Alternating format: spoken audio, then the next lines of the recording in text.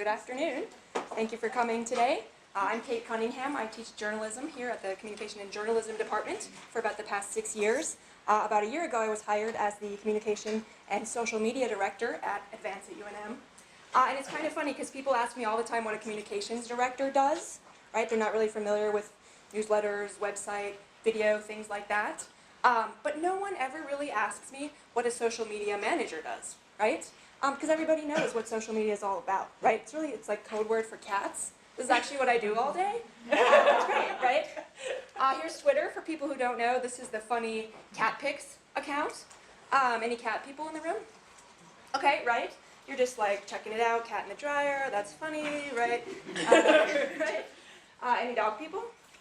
Dog lovers? Okay, excellent. We've got that too. Twitter, right? Lorena, right? You were just gonna check out like 1 or 2 dogs that one day, and like pretty soon, like you spent like an hour and 45 minutes checking out dogs on Twitter. It's cool. I totally understand. But then you're like, oh, right? You gotta like actually be working on social media, right? So speaking of work on social media, some agencies take this a little bit more seriously than others. NASA has more than 200 social media accounts, right? They're kind of geeky about everything. They've got different platforms, of course. Here are some of them, but they also have accounts based on their different locations across the country, right? So you could also spend a lot of your time on social media going, wow, right? Like, solar flares, that's cool, right? Like another half an hour's gone by, you're supposed to be working.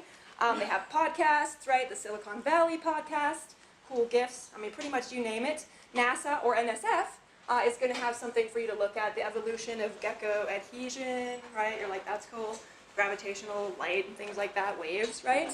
But there are actually some work things that you can do on Twitter in your classroom and in your professional life that I thought we could talk about today. So that was fun for a minute. Now we're going to get into some work, okay?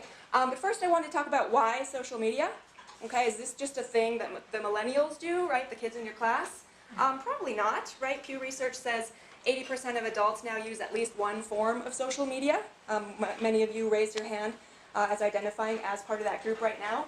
In teaching, the numbers are a little bit lower. Here's a study, Pearson Learning did a study on social media and teaching. 41%, a little bit dated, 2013, but we know it's gone up since then. I'm one person who uses social media a lot in my classes. I teach digital journalism, so it makes sense there, but I think I have some ideas that can make sense no matter what you teach. Okay? All right, everybody's like ready to like press the start button, right? Turn this thing on. Feel free to do stuff that we talk about as we go. I'm not going to think it's rude if you're looking at a cell phone. I'll trust that you're not, texting somebody, that you're actually trying what we're doing, okay? Everything we're about to talk about you can do on a desktop or on the mobile version. It'll work in either spot, whatever you feel comfortable with, okay? So I've got 4 countdown steps for you to get onto social media, okay? We need an account. Many of you have an account. Is anybody still at the spot where they want to create a new account on Twitter or Facebook? Okay, I can go quickly through that part. You're going to find and follow people, search for topics, and then try it out, okay? You probably know you want a professional name. I tell my students names like this, probably not the best thing. Lobo Chick 1999 is funny, right? It makes sense to you at the time, but you want to think of your potential employer down the road. If you're a Dodgers fan, that's cool. I suggest your first and last name. Make it easy if you can. And that's so people know who you are and how to find you. If you're looking for a job, you're looking to make connections in the professional world, okay? A lot of people ask me, should I create a personal account and then have a work account over here?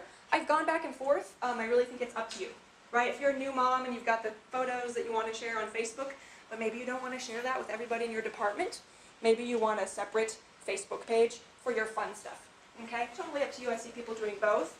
I also see people who have professional accounts doing a little bit of the personal sprinkled in, and it works really well. So that could go either way.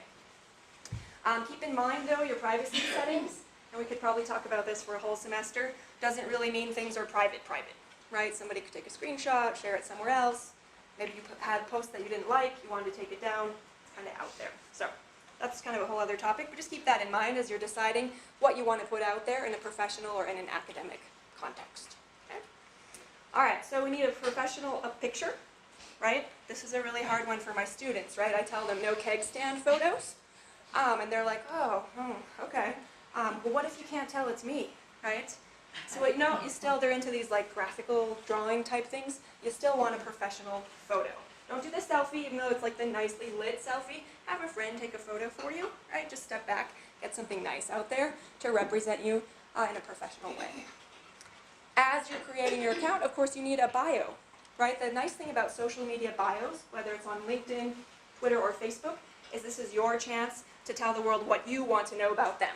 Not what your department chair wants you to know about them, or you, right? The story you want to tell the world, right? We brought a couple of examples of good bios on Twitter, and we can talk about some of the components here. Okay, Imogene Coe. You know right away that she's a dean, faculty of science at Ryerson.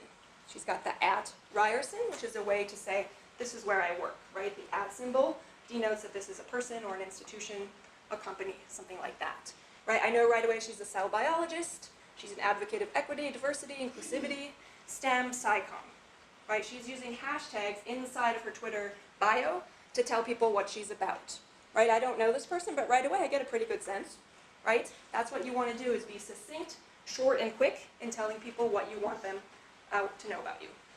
She's also got a website and her location, okay? Another good example, notice the nice professional photo, but also the cover photo, okay? The woman prior had a cover photo of herself. If you like the more abstract, you want to show off your art, or use somebody else's art with permission, totally fine. We know right away she's into technology, chem ed. She's passionate about academic advising, and on and on. You get a sense of who this person is. She's got her LinkedIn account, which is another great place when you think about social media, another great place to get the word out about who you are. Okay, you can also get information on who follows the people that you're thinking about following. Okay. Here's another just really quick one. You guys can read the examples. But I know right away a little bit about this person, and I can decide follow or not follow.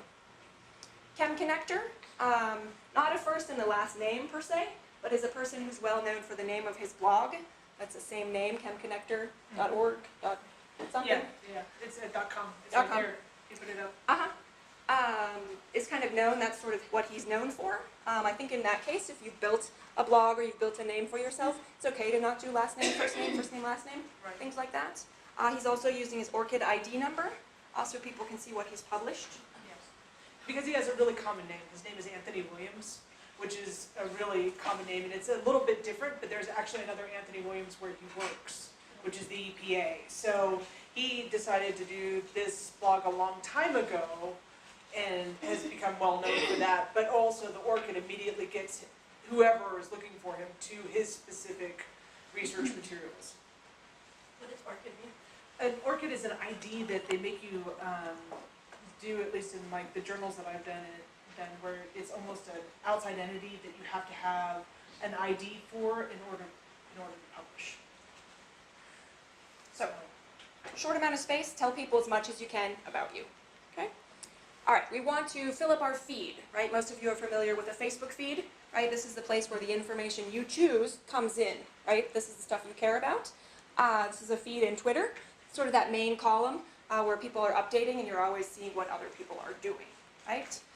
So how are we going to find these people? Sounds like most people in the room are familiar with the @ sign, right? @ and a person's name or an organization's name is a way to find somebody. If I need to find UNM, I'm going to try @UNM and maybe @University of New Mexico, something like that, as I'm searching for somebody within social media. Advance.unm, @NASA, @NSF, right, are names of organizations. So that's what that big old @ sign is. Same thing for people. Anderson Cooper, whoever. Again, first name, last name makes sense here because that's what people are going to search for, probably first. Up to you, however you want to put that together. Sometimes you have to Google people. If you're in Twitter and you know that person is in Twitter and it's not coming up, you would go to Google and type in advance @UNM Twitter, and it would come up faster. Don't ask me why. One of those quirks of Twitter, okay? Same thing with people. So just a quick way to find people you want to follow. Okay? Hashtags. Anybody have a good definition of a hashtag? So a searchable strand of a certain topic. Perfect. This is a way to search on a certain topic. I'm really glad that nobody said this was the pound sign. A certain generation used to think of it as a pound sign, but Here, the hashtag is basically, I still think of it as a number. right? Started on Twitter, but now you see it across social media platforms. So you're on Facebook and you'll see topics that are hashtagged. Same thing in Instagram, other places out there in social media. Okay, way to find stuff. It's also a way to get in on a conversation, right? If I'm going to the Lobos game and I want everybody to know that I'm live tweeting the Lobos game, I'm going to use the Go Lobos hashtag to make sure that who's ever looking for Lobo coverage that night knows that I'm there. So it's a way to join in. Yeah. So with hashtags, are they specific to the social media site, like the Twitter hashtags versus Google hashtags? They don't cross? Great question. They stay the same. So let's just go with UNM, for example. I would use hashtag UNM on Twitter. I would do the same thing, Facebook, wherever else I'm going. So they don't change across platforms. Great question. Yeah. We've got the Merriam-Webster definition, right? Now that hashtag's in the dictionary, it's a thing. Word or phrase preceded by the symbol that classifies or categorizes the accompanying text, such as a tweet. Okay? Here are some examples. The first one is the one I love to look at like 3 in the morning, NMWX, New Mexico weather. Amazing if you love like rainbow photos and clouds and weather stuff. You also want to know like when it's going to snow. So like the local meteorologists tag their stuff with this hashtag. People who are really into weather pics, they use this so that when I go and search at 3 in the morning, that's what comes up. Starting to make sense? So we're aggregating stuff on a certain topic. Here's a bunch. NSF funded comes up a lot in the work that we're doing. Other programs that are NSF funded say, hey, we're NSF funded. And it's a way to join a conversation. Will and Grace, NFL, Women in STEM, things like these. The funny thing about Twitter is there's no Twitter overlord that decides hashtags, right? A lot of times students ask me, well, how do I know what hashtag to use? Guess what? Make one up or look around. Maybe find one, right? Maybe Go Lobos has been there for a long time and you just know because you see it, you're trying out social media, you're using it, okay? Questions on any of that? Yeah? This is a stupid question. No, not at all. So these hashtags go in the search engine. I mean, just goes, when you're looking at something, Yes, instead of an address or Google. correct. Yep. Yep. Do this. Yes, it's a way to make the search to let Twitter know, hey Twitter, tell me all the tweets in this particular topic. Do you have to be in Twitter for that one, or you could just be? No, you could be on any social platform. Yeah, good question. All right, you ready to try it out? Don't be scared, right? The biggest thing with social media is trying it out. Maybe you're not posting 6 times a week, that's okay. Maybe you're just checking out some of the news sites that you like to look at, some of the organizations around UNM that you want to know what they're up to. Give it a try.